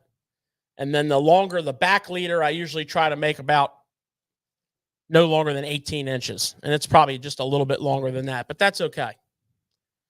And the best way to tie this up is to go ahead, put your number 7 barrel swivels on each rig. And then you're going to take your line off your rod. And you're going to run it through the eye of your short leader. And you're going to tie it to your long leader.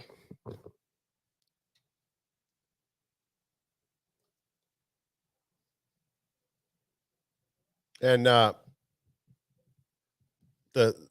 nice thing about the donkey rig is I don't think there's really a right way, right bait to put on it as far as color wise. A lot of guys will do the same color, you know, which is pretty cool. You can also do like different colors. You can have a white and a bubble gum. You can do you know, some shad different color shad colors. And the other thing that a lot of guys will do is fish a big one on the back and a smaller one, like say a Super Fluke Junior on the front, and give it a couple of different looks with size. So that's the other thing you do. And all you have to do is just change your hooks out real simple. Okay, so let me see if I can demonstrate this for you. I'll just put a couple flukes on here real quick.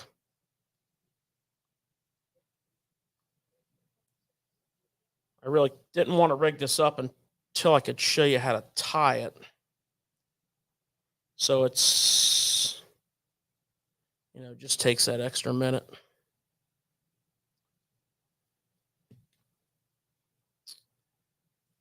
Hopefully we got it right here. It's a lot of knot tying, George, to do one of these. Yeah, you got to tie a couple extra knots. You got to tie a bunch of knots. Yep. But it's very effective on schooling fish. If they're on shad, it is very, very effective. Now, in a lot of cases, it's a summertime thing. I mean, a fall time thing. I did not mean to say summer there. But probably can't really see it that well. But the important thing about rigging it like this is when this is free sliding. Okay? So when you hook two fish, they're not fighting against each other. It slides. Okay, most of the time. And keep in mind, you're experimenting with your sizes and your colors, but keep in mind, it's heavier. It's going to fall a lot faster. You're going to fish it more aggressively. And it's just absolutely deadly when these fish are focused on bait fish. It's a really cool when you start working it, they come in line and they, you get two pumps like that. And then as soon as you stop, they really break apart and they got this great big, beautiful, fall, winding fall. And then when you start jerking them again, they straighten right back up again and they just get right back in line and they go out, doop, doop, doop. And then they split apart again and go. So it's really cool to see how they, how it goes, and the action is just freaking phenomenal. But I know when George and I are fishing in the fall and we get catching some fish and we see one or two or three behind it, when you're reeling one in, we reach in the box, get the donkey rig out, and then we start catching doubles, which is really cool. Yeah, I mean, the biggest question with a lot of these rigging types is not so much the rigging, but when do I use the different rigging types? And the donkey rig, I don't want to tell you it's strictly a fall thing, but it's very effective when your fish are schooling on shad. But if you live on a herring lake, you need to have one rigged up every day that you're fishing those schooling fish, because they're on, the herring are up spawning, and those fish are on them because they're in big schools. And there's times when that double rig and the look that it puts off, the competitive factor of it, just the fish are more aggressive. There's times when it doesn't matter, but there's times when it does matter. We've seen it many times where we threw a single fluke and working a single fluke, and we fish blowing up and fish feeding hard all around us, can't catch them, put the double rig on, put it out there, and because of that action and that bait, triggers the strikes right away, and we start catching them just because it's a double rig instead of a single rig. And that look in the water is what triggers the bite. So yeah, that's a big thing. Yeah, sometimes it'll be two different size flukes. It'll be, maybe a full size fluke and a junior, which is going to be, noticeably smaller than a full size fluke. Sometimes it'll be a size thing. Mm-hmm. You just have to experiment with that. I will tell you this. Most of the time, it doesn't matter.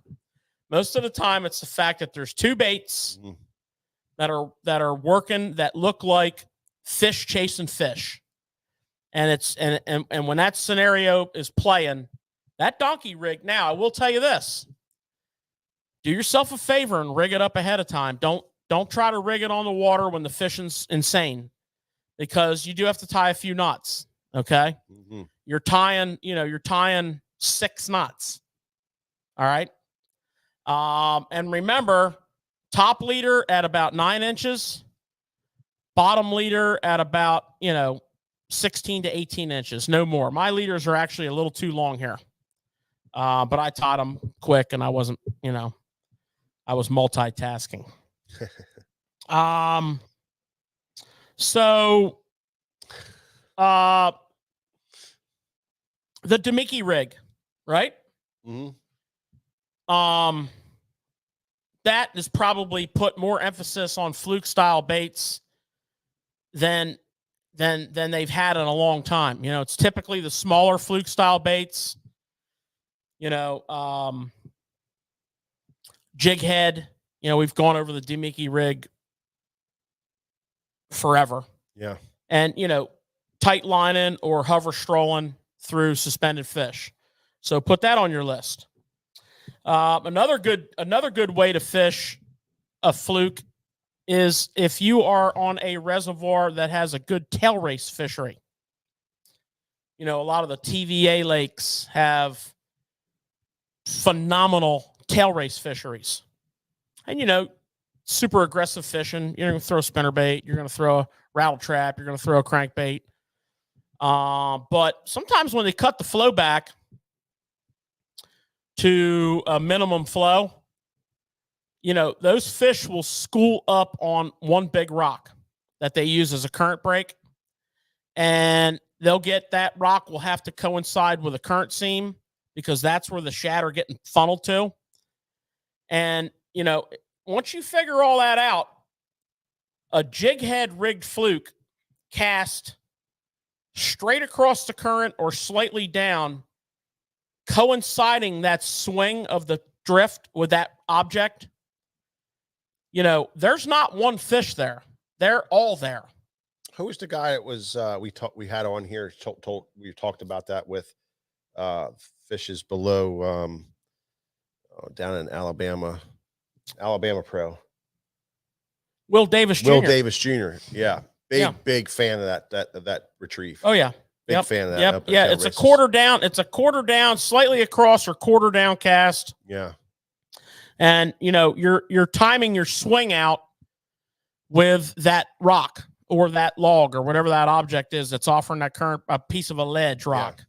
But that is a combination of size of the fluke, which is going to match the size of the shad, and the jig head weight, which is going to match the current.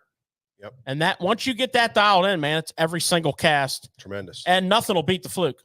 Tremendous. And when I say fluke, insert your favorite brand. Okay. There's some really good ones out there. Zoom Super Fluke being my favorite, but also, you got coffee shad, caffeine shad. You've got the big bite bait ones, different sizes. I think you need to know the differences in them. The Super Fluke, is very versatile because of the different sizes. So, for example, just in the Super Fluke alone, there's 4 different sizes. The 3 sizes that we use the most are the mag, the super, and the junior. And you can match any size bait with that. And of course, they make a ton of colors. If you get to know your flukes, like the big bite, is a little bulkier and a little heavier than the Zoom Super Fluke, and obviously they have their own series of colors. So the 4-inch, that's the 5-inch big bite jerk minnow. The 4-inch is a little bit bigger than the Super Fluke Junior. The caffeine shad is, the same size as the Super Fluke, but it's probably a third to a half again as heavy. Yeah, that's the big thing with that. It's bait's super heavy, real dense. So you can cast it farther; it'll sink faster. get to know your flukes. The Demiki rig guys really like the the Z-Man type plastic because of the buoyancy and the durability. So the baby Z2, the Z2, all the scented jerk shads from Z-Man. And you can go on and on. Power Bait makes one that's scented with the Power Bait scent, right? Mm-hmm. And it's got its own fall rate. But my thing is the Fluke is that big of a deal. It's in your top presentations that you can master. Mm-hmm. That you're going to want to know what these different baits do for you. You'll see some weird stuff done with flukes. We remember John Cox we talked about in Florida last year on the Elites, wacky rigging the Berkeley fluke on bedding fish. Yeah. Not really that weird of a deal. But a weird bait to wacky rig. But it's not, it's off the radar. Yeah. But yeah, you're giving it a totally different fall. Mm-hmm. So, how to rig them, knowing the different bases. Now, rod and reel, there's some leeway here. Okay. On the bigger, heavier baits like a super fluke or a caffeine shad, you'll see a lot of people throw them on bait casting. Most people probably throw them on spinning. There's no right, there's no wrong.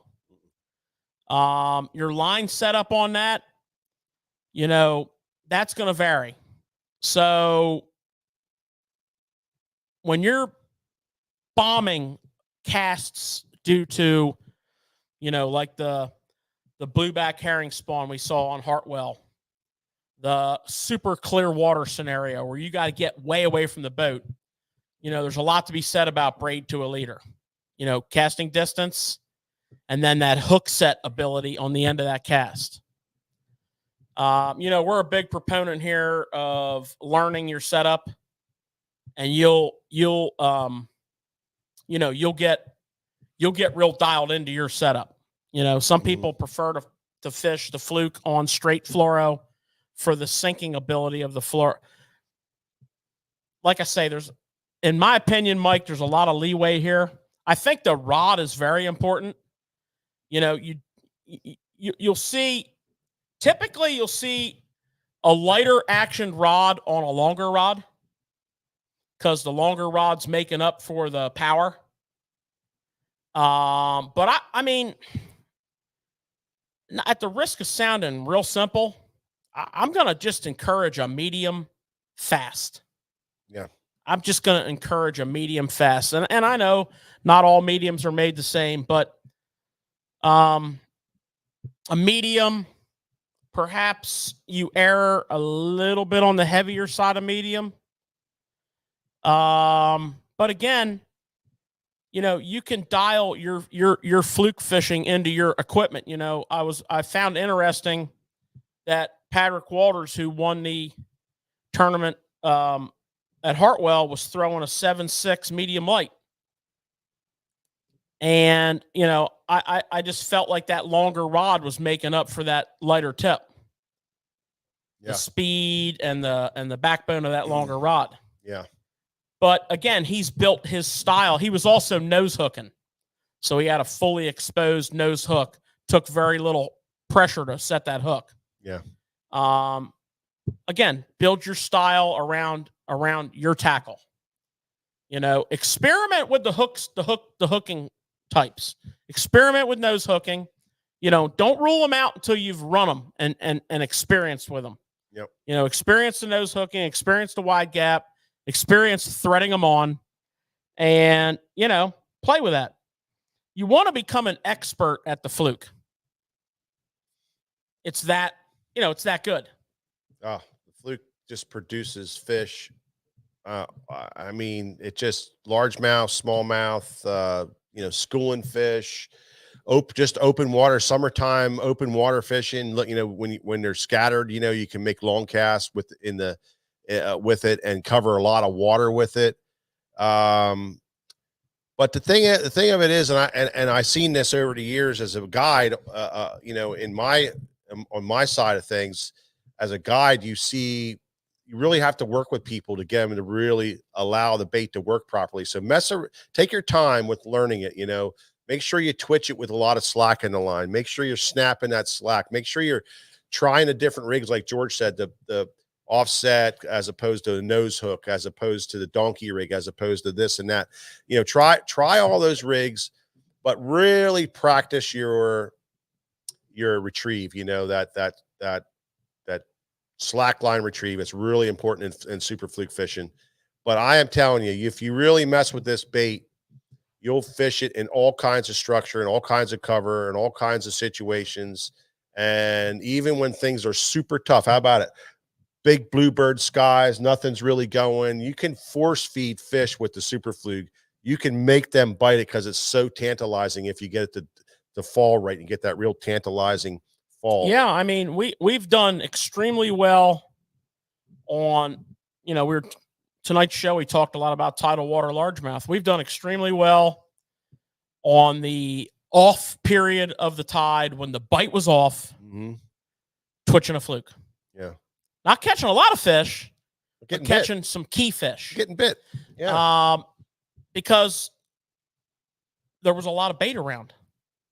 I don't think we would have picked the fluke out of the rod locker if there wasn't so much bait around. Yeah. When you are seeing a lot of bait, and pay attention, it'll be dimpling, it'll be flicking, you'll hear it, you won't see it, but pay close attention to that. And when you're seeing a lot of bait around and the water's fairly clean, and maybe you're not catching the fish you should be catching on all the other techniques that we've all learned together, well, this week's lesson is on the fluke. Yep. Now, let's talk about that retrieve. So typically we're fishing it like a soft jerkbait, and we value the fall. We value the slack line. Matter of fact, you can't really emphasize. Think about a jerkbait. You can't really emphasize the fall or the fall on slack enough. No, you think about a jerkbait. When you jerk it, you're using the slack line so that it allows the bait to stay at that level, but it allows it to move. And with a floating jerkbait, you're using the slack line to let it come up. Well, with the super fluke, it does it complete opposite. It's falling. It's a sinking bait, so it's sinking down in their face. If you don't have any slack, and we can't emphasize that enough. However, if you just decided one day to just go straight crazy, and your name was Trey McKinney. Oh, geez. And you were on Hartwell, they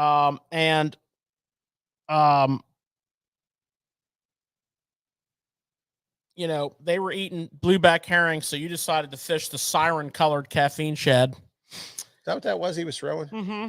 And that action was tremendous in that thing.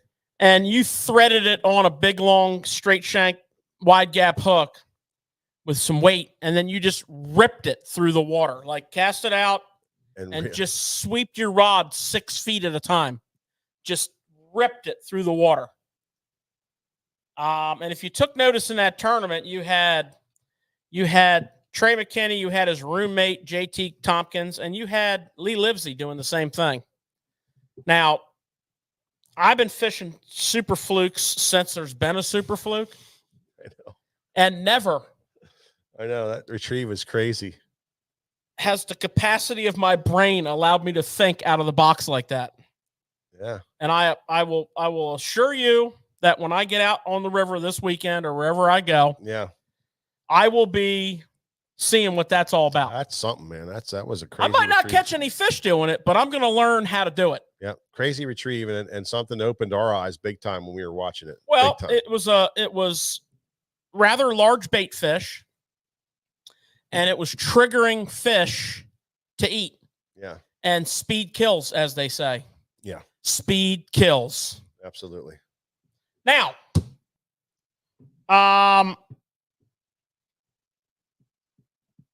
enough on the fluke. Okay. Good. We covered some rigging options. Good points on the fluke. Really good points on the fluke. Yeah, it was fair. Delivery was off a little bit, but it was all right. we talked about rigging options. I'm just gonna tie this a bow on this, and then I got something else I want to talk about.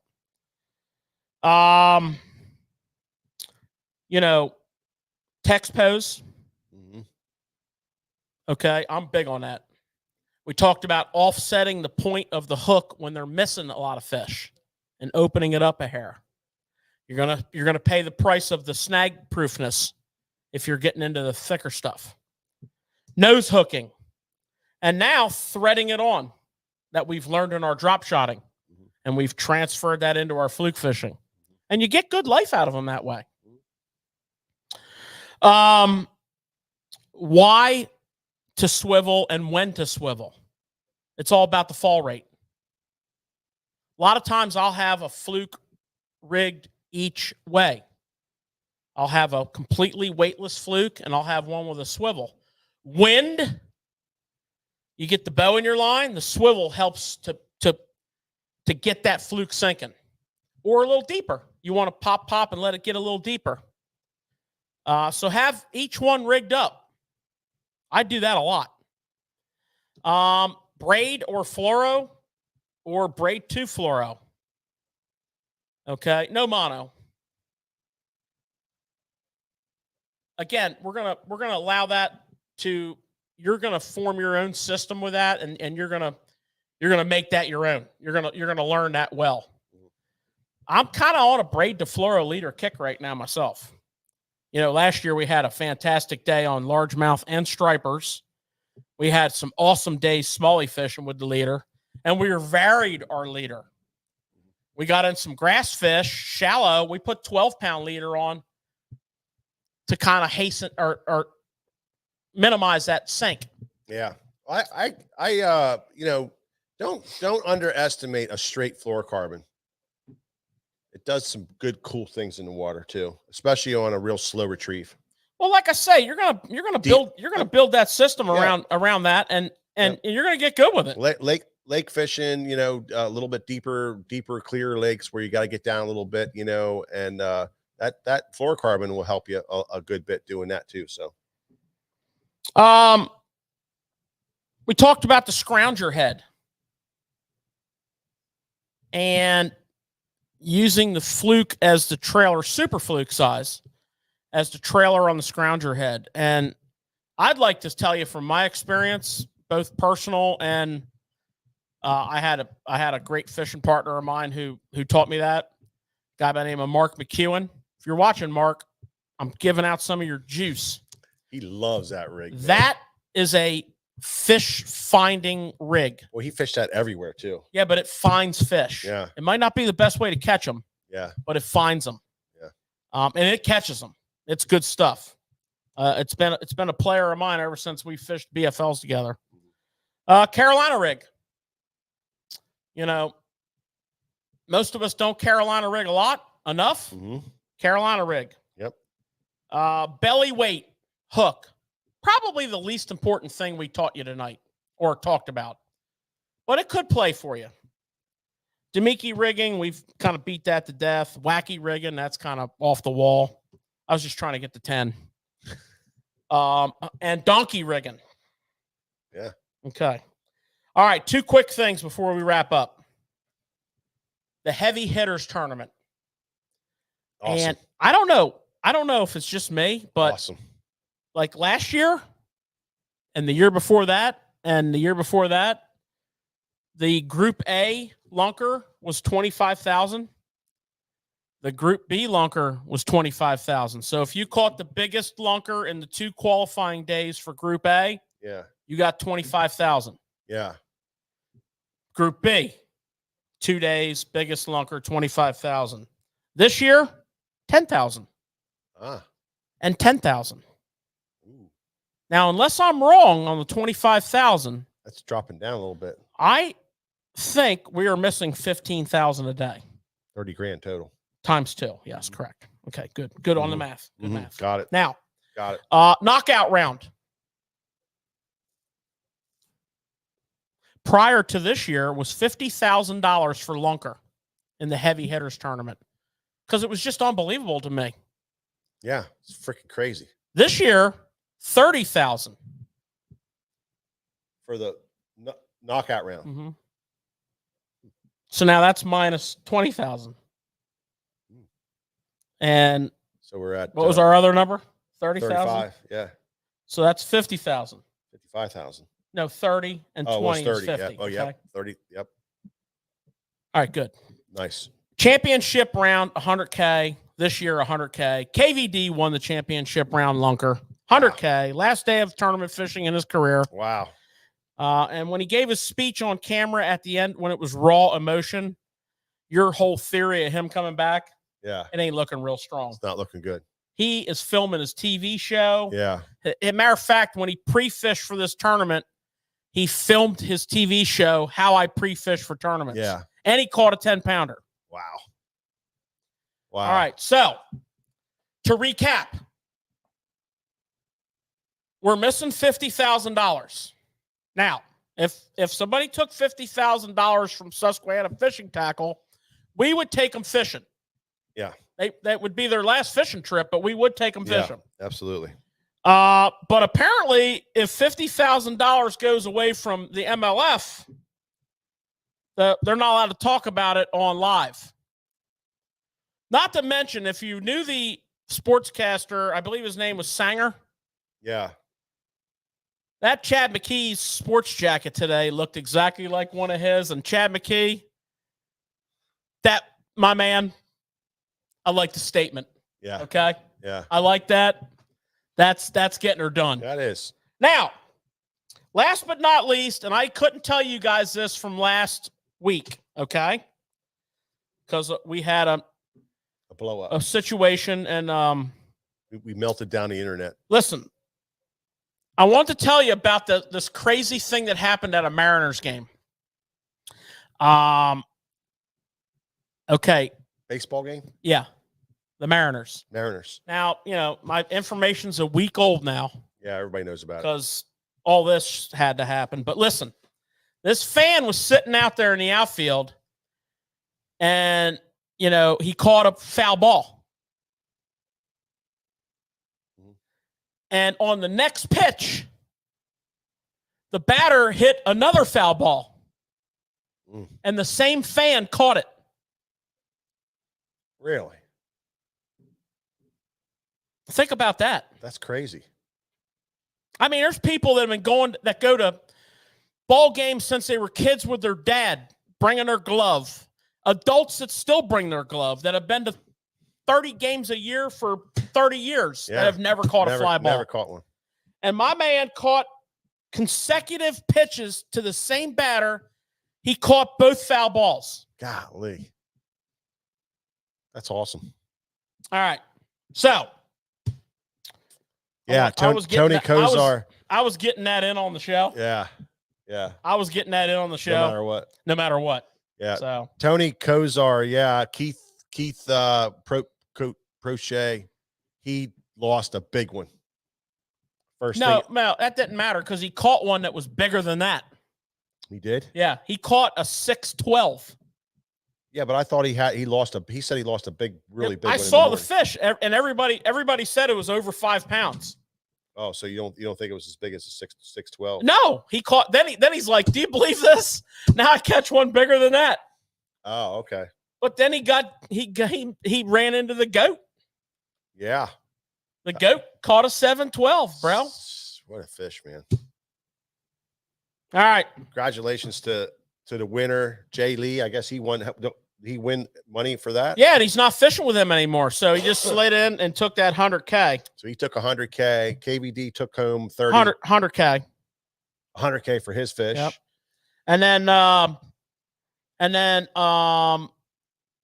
the knockout round fish, which was 30K, went to Brian Thrift. Oh. Who caught the 100K fish last year. Oh, wow. And the $10,000 fish, I didn't get that far. Yeah. Yeah. So first place was Jordan Lee. Second place was Keith Pochet. Third place was, and those two guys were frogging. It's funny because Keith Pochet for like half the day didn't even have a fish. No, he didn't. Those two guys were frogging. Matt Becker was punching, and KVD was throwing the old thunder cricket. But we need to wrap this baby up. We've been on the air too long. Yep. I want to thank everybody who hung in there tonight and watched the show. Absolutely. You know, we had some different show, good vibe, different show. Next week we're coming in hot and heavy. Mm-hmm. Mark your calendars. Yep.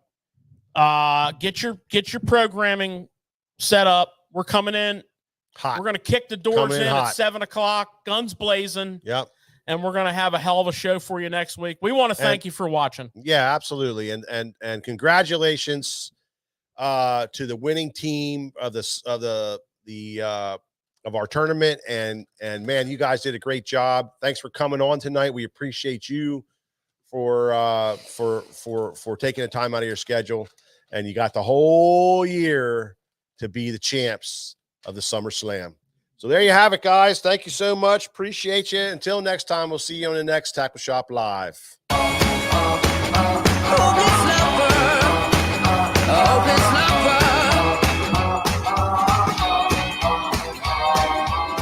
met you on a sunny day. Right there, you took my breath away. Young and pretty, was it just a dream? The next day you called me up, you told me I'm your little buttercup.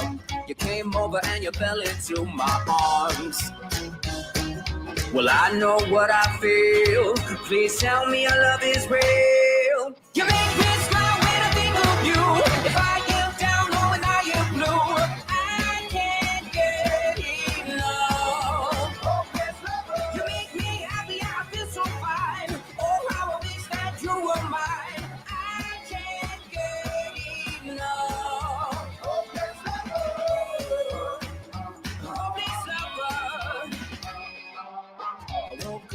Soaked in sweat.